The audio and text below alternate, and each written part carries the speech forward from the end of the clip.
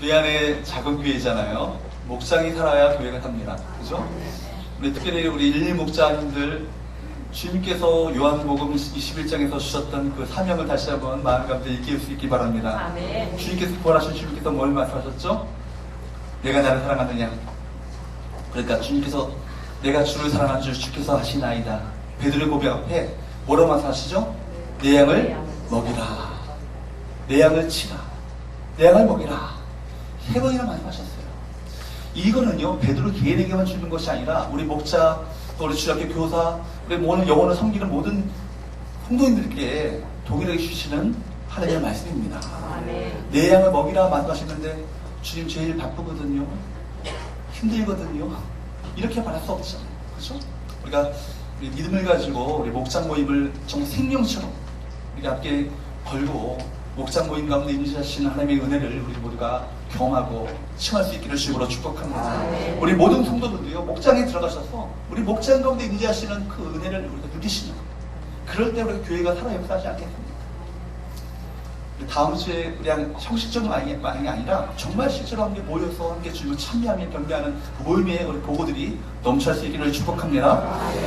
오늘 하나님과 동행하는 믿음이라는 제목을 가지고 함께 말씀을 나누기 원합니다. 따라해볼까요? 하나님과 동행하는 믿음. 네, 그렇죠? 여러분, 진정한 믿음 생활이라는 것은요, 단순히 교회 출석하는 것만이 아니라 성령으로 우리와 함께 하시는 예수 그리스도와 함께 그분과 교제하고요, 그분과 동행하는 삶이 믿음 생활이에요. 그렇기 때문에 주일 예배, 이 예배가요, 주일날 한 주를 시작하는 첫날 드려지는 이 예배가 예배로 끝나는 것이 아니라 예배 끝날 때 사실은 본격적인 시작이에요. 누구와? 주님과 하나님과 동행하는 삶의 시작이라는 거예요. 그렇기 때문에 여러분, 우리가 만약 부활하신 주님께서 성령으로 나와 함께 하심을 실제로 믿는다면 아마 우리의 모든 삶은요, 다 달라질 거예요. 성령이 우리 가운데 오셔서 함께 동행하신다면 어떻게 될까요? 어떻게 될까요? 가정이요, 천국 같겠죠. 천국 같을 거예요. 여러분, 직장생활 가운데 주님께서 오셔서 직장생활 가운데 함께 하신다고 생각한다면 그냥 우리가 돈벌이 하기 위한 직장이 아니라 직장생활 가운데 하나의 문제로 말미암아 그 기쁘고 즐거움이 넘칠 거예요. 우리 청년들 대학 가운데 우리 학교에서 공부할 때 그냥 단순히 학점 올리는 것이 우리 대학의 공부가 아니라 내가 공부하는 학교에서 정말 주의 임재를 경험한다면 그곳이 정말 날마다 주의 임재 속에서 기뻐하며 즐거울 수 있는 기쁜 행복한 천국이 될 줄로 믿습니다. 그런 의미에서 우리 신앙생활의 과제는요, 우리 각자 한 사람 한 사람이요, 정말로 주님과 동행하는 삶을 살고 있는가, 정말로 주님과 동행하는 삶을 살고 있는가, 이것이 신앙생활의 과제인 거예요. 세미엘 최드릭이라는 분이 이런 얘기를 했어요. 하루 반 시간만이라도 뛰어야 될 때 안 뛰고 하루에 반 시간만이라도 30분만이라도 그 은밀한 곳에 들어가서 입을 다물고 주님과 동행한다면, 주님과 교제한다면, 함께 시간을 보낸다면 대다수 사람들의 그 삶 가운데 뭐가 일어난다고요? 혁명이 일어날 것이다. 혁명이 일어날 것이다. 하나님과 함께 동행하는 삶을 살아가심으로 말미암아 저와 여러분의 삶 가운데, 삶의 자리 가운데 진정한 영적인 혁명이 일어날 수 있기를 주님으로 축복합니다. 그러므로 하나님과 함께 하시는 것은요, 성경이 말하는 가장 실제적인 축복이고요, 가장 뛰어난 축복인 거예요. 우리가 그런데 이 축복을요, 모른 채 살아가요. 그냥 어떤 물질이나 권력이나 재능보다 더 놀라운 것이 하나님이 우리 인생 가운데 함께 하시는 것, 이것이 가장 큰 축복이 아니겠습니까? 여러분, 이 축복을, 우리가 이것을 깨닫게 되었으면 우리 마음 가운데 진정한 감사가 회복되게 될 줄로 믿습니다. 오늘 본문에 보게 되면 세세 후손 중에 하나님과 행복한 동행의 삶을 살았던 대표적인 사람이 그 에녹의 삶에 대해서 이야기하고 있습니다. 특별히 창세기 5장 22절 말씀을 보게 되면 무두셀라를 낳은 후에 300년을 하나님과 동행하며, 그렇게 말하고 있고요. 창세기 5장 24절 말씀을 보게 되면 에녹이 하나님과 동행하더니, 이렇게 말씀하고 있습니다. 에녹에 대해서 5장에서요 4구절에 걸쳐서 말씀을 전합니다. 에녹에 대해서 말씀을 전하는데 그 4구절에 걸친 그 말씀 가운데 하나님과 동행하더니라는 이 말씀이 2번이나 나와요. 그러니까 이 짧은 4구절 속에서 2번씩이나 에녹의 삶에 대해서 하나님과 동행하더니 이 말씀을 하고 있다는 것은 참 놀랍습니다. 에녹의 삶에 대해서 성경은요, 그 어떤 것보다도 누구와? 하나님과 동행하는 것, 이것을 부각시키고 있는 거예요. 히브리 성경을 그대로 직역하면요, 그 하나님과 함께 길을 걸었다는 거예요. 그 하나님과 함께 주 예수와 함께, 오늘 우리 찬양 불렀죠. 한 걸음 한 걸음 주 예수와 함께 날마다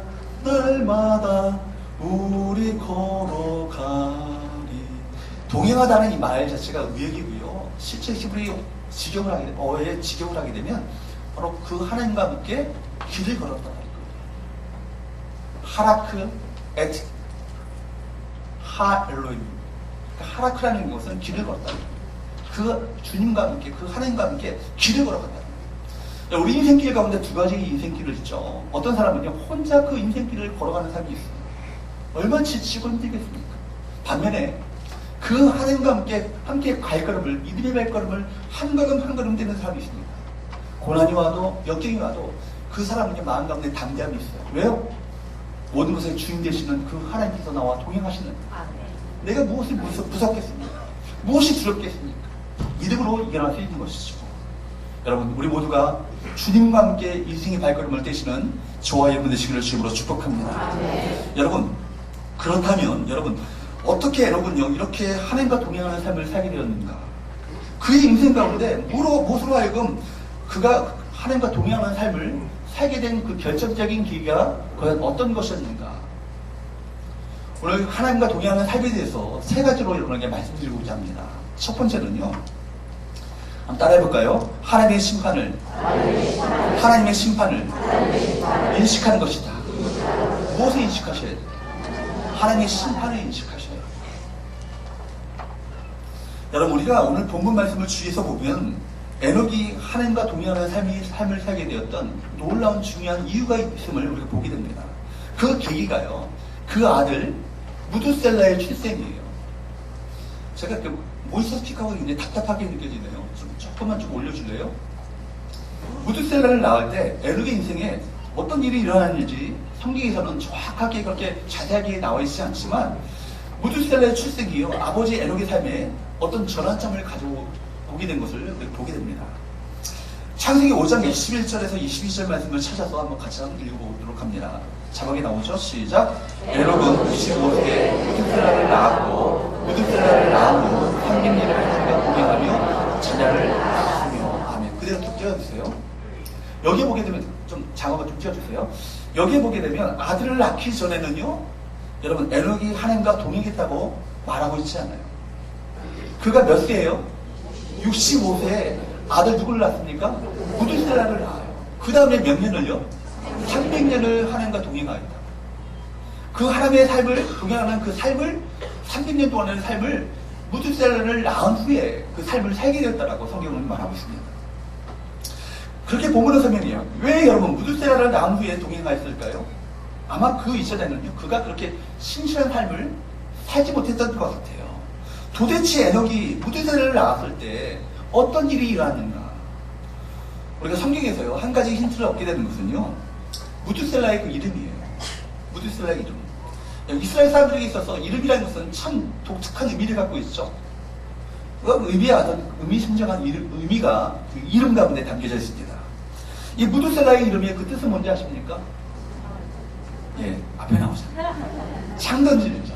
창을 던지는 자예요. 여러분, 창을 던지는 자의 이름이 참 독특하죠.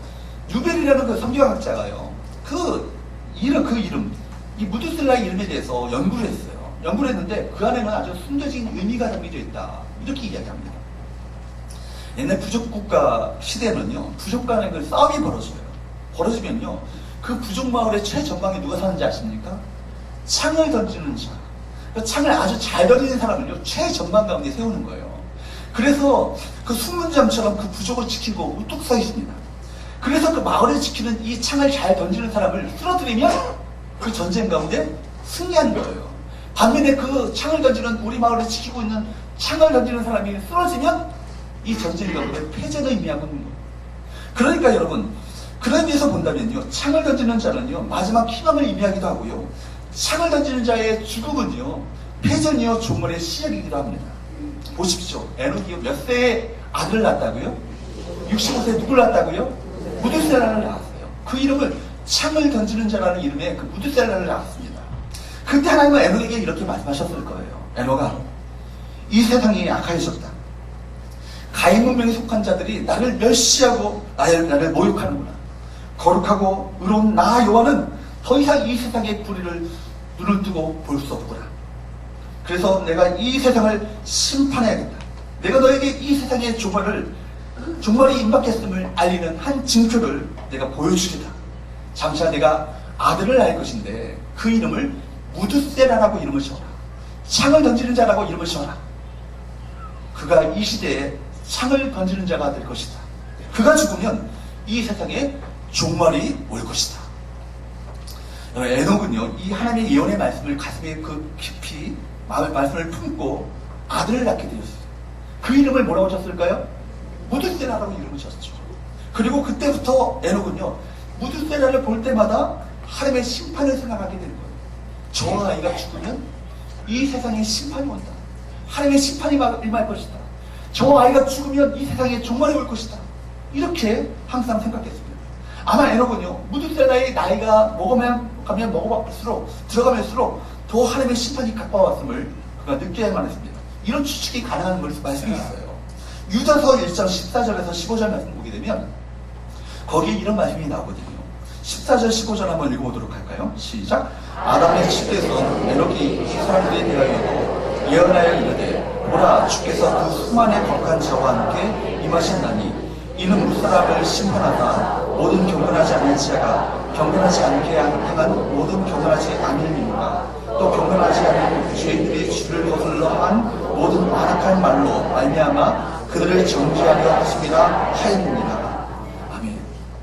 에녹은요, 지금 그래 좀 띄워주세요. 에녹은 하나님이 이 세상을 심판하겠다고 말씀하신 것을 들었고요, 또 그들은 믿었어요. 그리고 그 시대에 여기 보니까 15절 말씀 보니까 모든 경건하지 않은 자, 그들이 경건치 않게 행한 모든 경건치 않은 불경건한 모든 일들, 또 경건하지 않은 죄인들이 주님을 거슬러서 대적하고 모욕했던 모든 완악한 말로 말미암아 그들을 마침내 어떻게 한다고요? 정죄하게 됩니다. 그들이 너희들이 바로 죄를 범하고 있다고, 그 사실을 선포했습니다.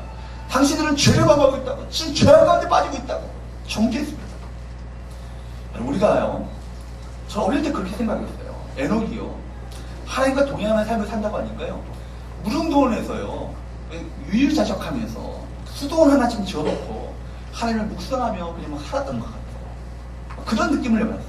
그럼 저 푸른 초원이 그림 같은 집을 짓고, 그 다음에 거기서 나오는 그런 산채밥을 먹고 조롱밥으로 밝은 차가운 생수를 마시면서 하나님과 우아하게 동행하는 삶을 살았을 것 같아요.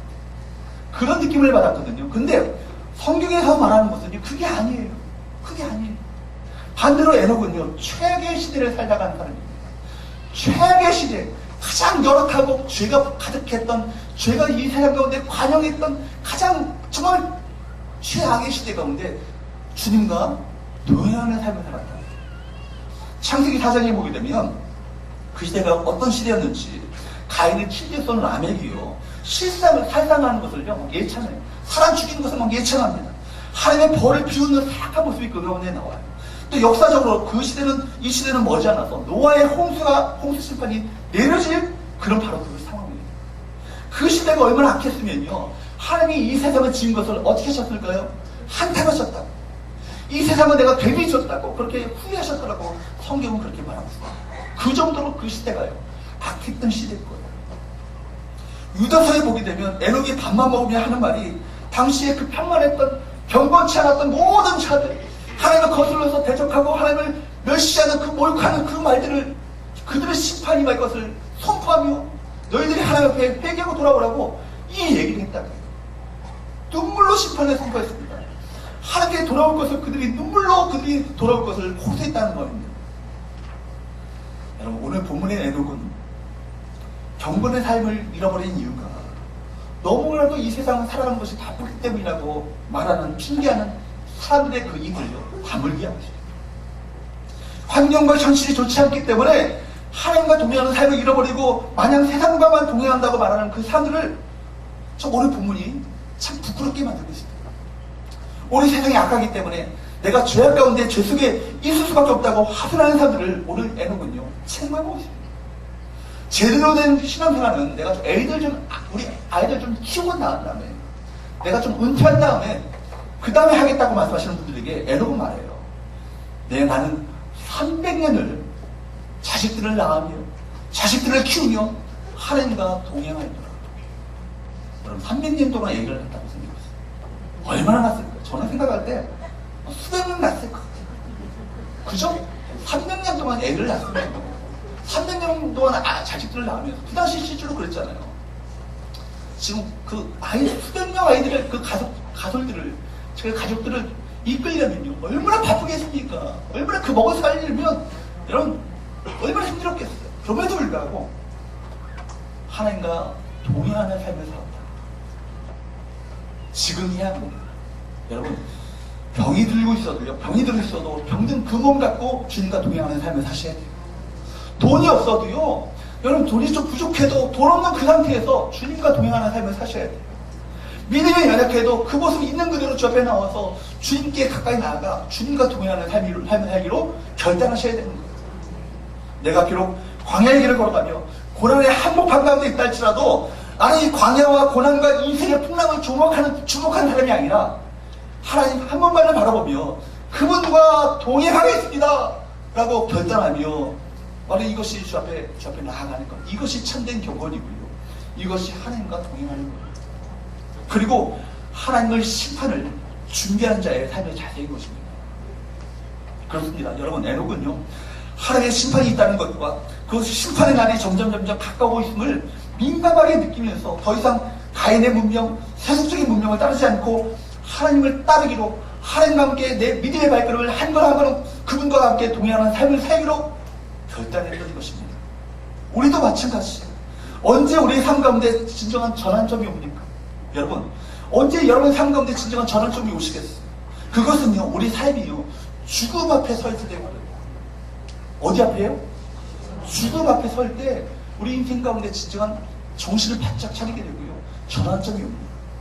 생각지 않았던 질병, 생각지 않았던 사고, 생각지 않았던 어떤 일을 당하면서 내가 이렇게 죽을 수도 있겠구나 이런 생각이 든다면요 아마 그 사람은 자신의 삶에 대해서 아주 진지해질 것입니다. 이미 고인이 된 오카노 목사님, 사랑의 교회를 섬기셨던 오카노 목사님께서 이런 말씀을 하셨어요. 그분의 이야기 가운데 이런 얘기를 합니다. 여름 문학가인 그 어떤 여자 집사님이요 몸이 참 좋지 않은 거예요. 몸이 좋지 않아가지고 병원에 가서 검사를 받게 됐어요. 정밀 검사를 받았는데 간암이에요. 간암인데 그것도 급성이어가지고요 그 인생이 이제는 2개월밖에 남지 않았다. 그런 사형 선고를 받게 된 거예요. 이런 충격적인 죽음의 선고를 그가 받게 되었습니다. 그런 수술을 받으라는 의사의 그 권유에도 불구하고 수술해봤자 확률이 얼마 되지 않아요. 확률이 얼마 되지 않은 거 어차피 2개월밖에 되지 않는 이 남은 인생을 수술을 포기하고 대신 남은 2달 동안 내가 잘 지내기로 생각했습니다. 그런 남은 2달 동안 내가 무엇을 해야 될 것인가. 그래서 남은 2달 동안 무엇을 할 것인가 생각하다가 우선 기도부터 해야겠다는 생각에 이렇게 기도했다고 합니다. 주님, 제 인생에 남아있는 이 2달을 어떻게 살까요? 정말 의미 깊게 내 2달의 생애를 살 수 있도록 날 도와주옵소서. 이렇게 기도를 시작했는데 갑자기 그 마음 가운데 성령께서 감동을 주시기를, 마음속에 지금까지 사랑해야 될 사람들, 내가 용서해야 될 사람들, 그 사랑하지 못하고 용서하지 못했던 것이 마음 가운데 큰 후회로 막 다가오기 시작한 거예요. 죽음을 앞두고 있으니까. 그래서 그동안 벽을 쌓고 살아왔던 사람들에게 찾아가요. 명단을 적고요. 그 사람들을 찾아가기도 하고 전화 걸기도 하고 전화해서 만나고 그분들에게 용서를 구하고, 내가 요번에도 잘못했다, 당신을 용서하지 못하고 서로 벽을 쌓아왔던 것을 용서를 구하고 격려해주고, 그런 다음에 그가 하는 일이요 자신의 재산을 하나하나 정리하기 시작했습니다. 가만히 생각해 보니까요 지금까지 자기가 돈을 가치 있게 쓰지 못했다라는 후회가 밀려왔습니다. 그래서 자녀들을 위한 재산을 조금 남겨둔 것 외에는요 다 선교사님을 위해서 선교헌금으로 교회에 바쳤어요. 그리고 구제헌금으로 다 재산을 주 앞에 바쳤습니다. 그리고 난 다음에 마지막으로 자녀들이 편지를 쓰기 시작하는데, 편지를 쓰는데 한 장 한 장 써내려가는 것이 너무나 힘든 거예요. 그동안 자녀들에게 사랑한다 말을 제대로 하지 못했고, 자녀들에게 저 깊은 얘기를 하지 못했던 것이 후회되면서 눈물로 한 장 한 장을 적어나가기 시작합니다. 사랑하는 내 딸아, 내가 너를 정말 사랑한다. 너무나 사랑한다. 너를 위해서 기도하마. 남아있는 이 2달 동안 내가 너를 위해서 기도하마. 그렇게 한 장 한 장 적어가는데요. 그러다 보니까요, 2달이 훌쩍 넘어갔었어요. 그런데 이상한 게요, 몸이 더 나빠지지 않는 거예요. 그래서 다시 병원에 가서 검사를 했는데, 알고 보니까 지난번 의사의 그 진단이 오진이었던 거죠. 그래서 멀쩡한 몸으로 돌아왔어요. 나중에 오카라 목사님이요, 그 집사님에게 여쭤봤대요. 후회가 안 되세요, 집사님? 그렇게 그 그렇게 돈 쓴 것을 후회가 되지 않으세요? 이때 그 집사님이 이런 말을 그 목사님에게 말씀드리는 거예요. 목사님, 저는요, 제 인생에서 이 지난 2달처럼 2달만큼 의미 있고 참 가치 있게 살아본 적이 한 번도 없었어요. 2달의 생애가 참으로 내 인생 가운데 참 소중하고 귀하고 가치 있는 참 그 삶을 살았음을 저는 느꼈습니다. 저는 앞으로도 이런 마음을 가지고 내 인생 가운데 이제는 2달밖에 남지 않았다, 이런 마음을 가지고 남아있는 인생을 내가 살겠습니다. 여러분, 우리가 이상적인 교회를 말할 때마다요, 초대교회 그 1세기 교회를 말하잖아요. 그들은요, 지금 우리가 놓치고 있는 아주 생명력이 있는 그런 교회의 모습을 갖고 있었습니다. 외부적인 무서운 핍박과 위협, 궁핍과 그 가난이 있었지만 그들은 하나님의 생명을 누리며 하나님과 행복한 동행하는 삶을 살았어요. 그들은 소수의 사람들이었지만 결국 로마를 복음화시켰고 세계를 살린 사람들이 되었습니다. 엄청난 영적인 힘이 있었죠. 그리고 환경이 좋아서 합니다. 우리가 말할 수 없는 궁핍한 그 가난이 있었잖아요. 죽음의 위협 가운데 있었잖아요. 그럼에도 불구하고 그들이 행복한 주님과의 동행하는 삶을 살 수 있었던 것, 그들은 마음 가운데 임박한 주님의 재림에 대한 기대가 있었던 거예요. 그 생명력은 어디 있었냐면 주님의 재림에 대한, 언제 주님 오실 것인가, 주님 다시 오시면 이 모든 것은 다 보상을 받게 될 것이고 이 모든 것은 다 고통받고 나는 이제 끝나게 될 것이다, 이런 기대와 소망이 그들 마음 가운데 있었습니다. 그렇기 때문에 그들의 인사는 거의 뭐였다고요? 마라나타요. 마라나타. 주님 다시 오십니다. 그렇게 서로 격려하고요, 서로 위로하고요, 서로 소망을 심어주고요, 서로 그렇게 인사했어요. 다시 한번 인사합시다. 마라나타. 마라나타. 주님 다시 오십니다. 주님 다시 오십니다. 여러분, 그들의 삶은요, 그렇게 삶에 대한, 마지막 삶에 대한 긴박감이 있었습니다. 그래서 오늘을 하루를 살아가더라도 책임있게 살아갈 수 있었던 것입니다. 기독교 교회사에 있어서 어느 시대건 진정 영적인 부흥과 대각성이 일어났던 그 시대는요, 반드시 이 재림에 대한, 임박한 심판에 대한 이 경건한 그 경외심이 그들 가운데 회복하게 되었을 때 놀라운 영적 각성과 부흥이 일어났음을 여러분 기억하시기 바랍니다. 혹시 여러분의 삶은 어떠하십니까? 하나님의 심판을 여러분 믿으십니까? 하나님의 심판이 가까웠음을 느끼십니까? 아니면 이 땅이 삶이 영원토록 계속될 것처럼 그렇게 착각 속에 살아가십니다. 여러분, 임박한 심판을 바라보시며 오늘을 준비하는 믿음의 삶을 사시는 저와 여러분 되시기를 주님으로 축복합니다. 두 번째로, 하나님과 동행하는 삶이란, 하나님과 동행하는 그 믿음이란 과연 무엇인가? 따라올까요? 심판 때까지 참으시는 하나님의 사랑을 인식하는 것입니다. 언제까지 참으실까요? 심판 때까지 우리 주님은요, 참고 계십니다. 참고 계십니다. 여러분, 실제로 심판의 상징이었던 무드셀라가 죽었을 때 그 땅에 정말 심판이 임했을까요? 성경에 보게 되면요, 무드셀라 그 이름의 뜻대로 그가 죽었을 때 하나님은 그 땅 가운데 심판을 내리셨습니다. 뭘로요? 물로 홍수가 나기 시작했습니다. 창세기 5장 한번 보세요. 한번 자막을 좀 띄워주세요. 무드셀라는 지금 제가 산수고문을 하려고 해요. 산수고문. 몇 세에 라멕을 낳았어요? 187세. 라멕은 몇 세에, 그 아들 라멕은요, 몇 세에 무드셀라를 또 노아를 낳았을까요? 182세 낳았어요. 여러분, 그러면 노아가 태어났을 때 무드셀라의 나이는요, 187 플러스 182 몇이에요? 예. 계산이 안 되면 자막이라도 보세요. 그리고 무드셀라가 죽었을 때 나이는 우리가 아는 것처럼 몇 세예요? 969세예요. 그런데 여러분, 창세기 7장 11절에서 12절 말씀 보게 되면 노아가 몇 세가 되던 해에 600세가 되던 해에 홍수가 나기 시작해요. 하늘에 그 창문이 열리고요. 비가 막 내리기 시작해서 홍수로 온 땅이 뒤집혀지는 하나님의 심판이 임하게 되었습니다. 600세가 되던 해는요. 무드셀라 나이가 몇 세인지 아세요? 몇 세예요?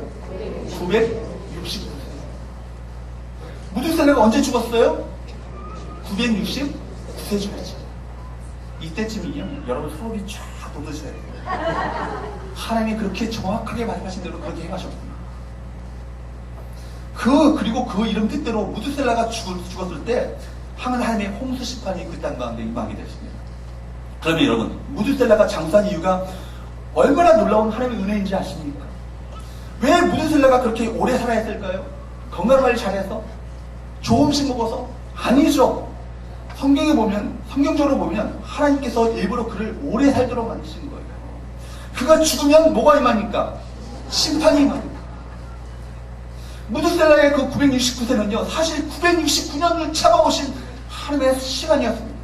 하나님은 그만큼 이 세상, 이 악한 세상에 대해서 오랫동안 참았다는 말씀입니다. 하나님이 어느 정도 우리 인간들을 향해서 참고 계실까요? 무드셀라를 969년을 살도록 만드시면서까지 참고 기다리시는 하나님의 사랑이 우리를 향해 있는 거예요. 그럼 하나님은요, 그때만이 아니라 지금도 그렇게 저와 여러분을 향해서 그렇게 오래 참고 기다린다는 사실을 여러분 아십니까? 성경이 뭐라고 말해요? 하나님 죄를 범하고 하나님을 떠난 이 땅 가운데 심판을 쏟아붓기 전에 오히려 이 땅을 용서하시고 이 땅을 구원하시기를 원하신다. 그래서 누구를 보내십니까? 당신의 가장 소중한 아들이신 예수님을 아낌없이 우리 위해서 내어주시잖아요. 십자가에서 처참하게 죽으면서까지 하나님과 우리와의 그 원수된 관계를 회복시켜 주셨죠.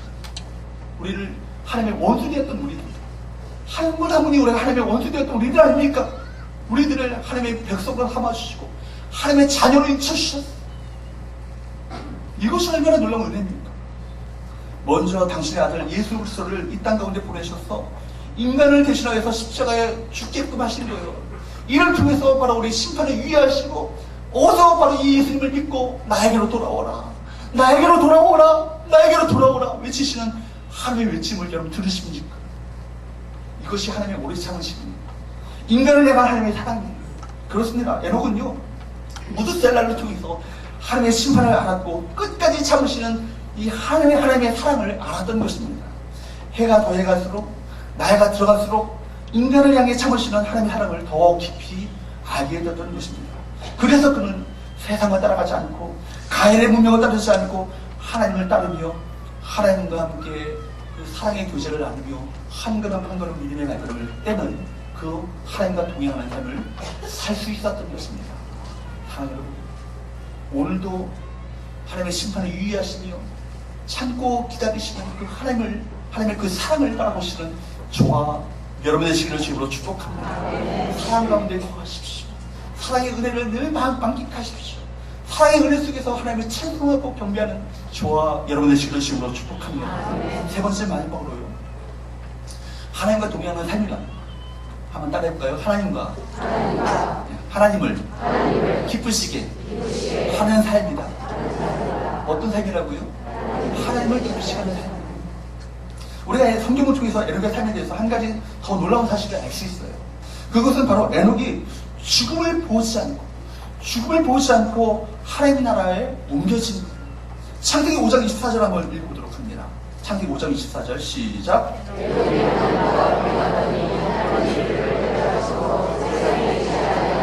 아멘. 여기에 보면요, 에녹이 죽음이라는 이 과정을 겪지 않고요, 하나님께서 그를 데려가심으로 말미암아 이 세상이 있지 아니에요.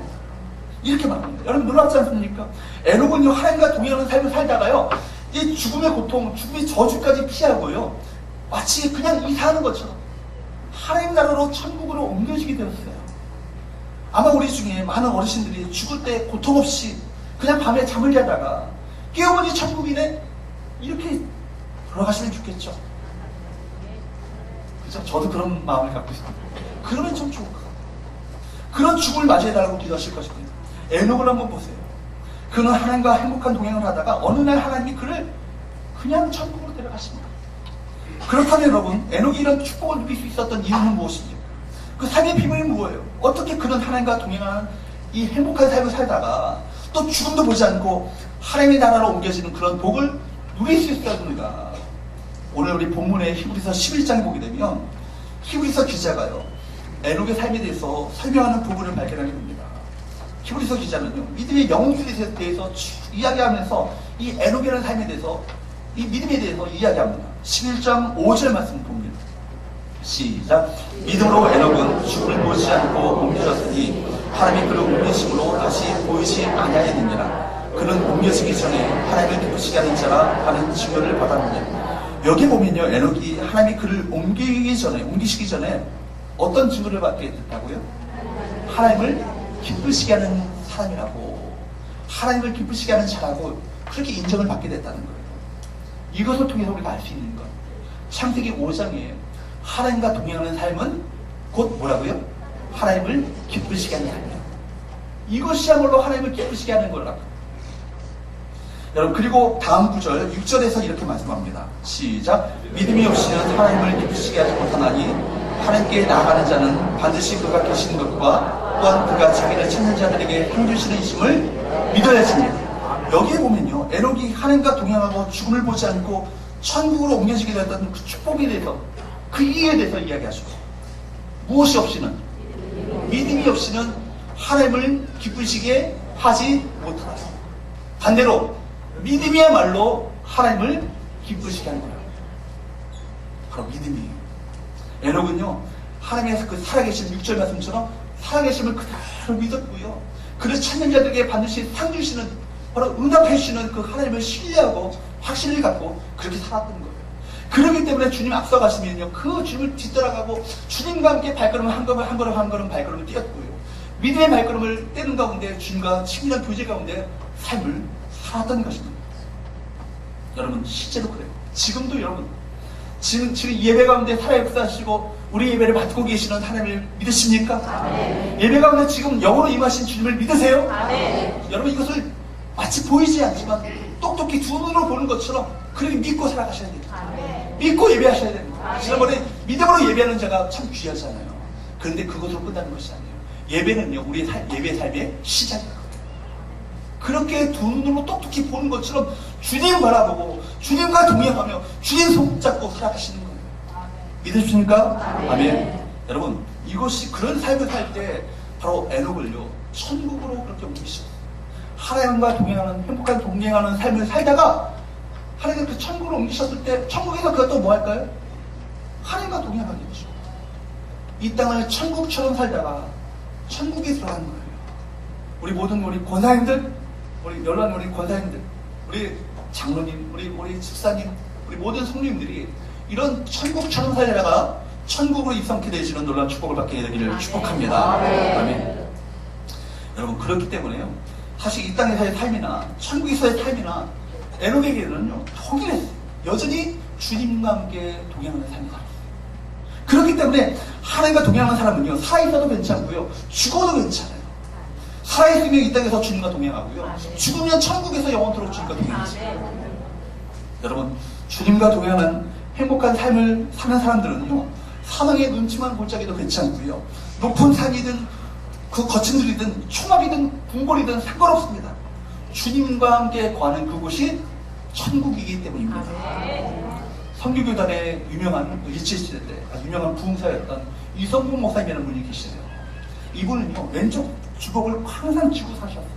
신방 갈 때도, 예배를 인도할 때도, 설교할 때도, 어딜 가든지 식사할 때도 항상 왼손을 꼭 주먹을 쥐고 사시는 거예요. 왜 쥐고 사시냐면, 그러니까 사람들이 의아하게 생각하죠. 이상하게 생각하죠. 왜 목사님 왜 왼손을 펴지 않고 주먹을 쥐고 사십니까? 그러니까 이성 목사님이 이런 얘기를 하는 거예요. 이렇게 항상 물을 때마다 이런 대답을 합니다. 지금 저는요, 주님의 손 붙잡고 가는 겁니다. 주님 손 붙잡고 가는 겁니다. 여러분, 에녹에게 함께 하셨던 주님께서 저와 여러분과 함께 하시기를 축복합니다. 정말 에녹이 주님 손 붙잡고 주님과 동행하는 삶을 사셨던 것처럼 이성봉 목사님이 정말 주님 손 붙잡고 그 평생을 사셨던 거죠.